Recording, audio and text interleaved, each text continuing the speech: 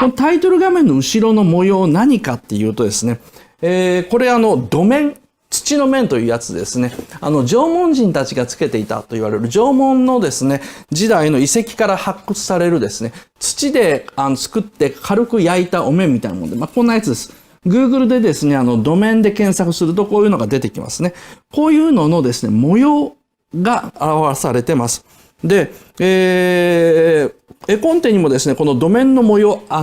土面に朱色で塗られた模様であるっていうふうに書いてるんですけど、なかなかわかりにくいんでですね、一応、このもののけ姫という文字を抜いた部分をちょっとですね、持ってきました。これ上がそうです。こういう感じなんですね。何かっていうと、これ、一つ目の怪物に角が何本も生えているっていうものなんですよ。で、これは縄文的な模様であると同時にですね、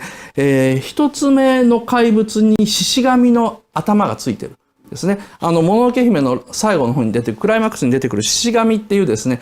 生と死を司るなんか、鹿みたいな神様、猿みたいな顔をしてる鹿みたいな神様いるじゃないですか。あれの、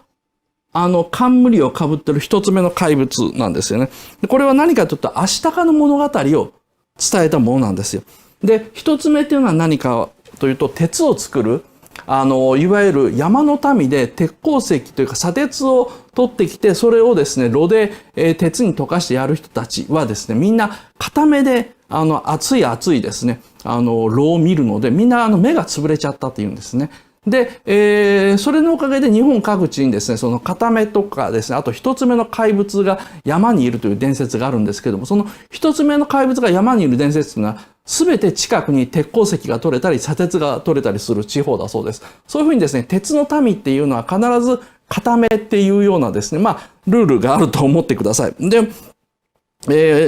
同時にですね、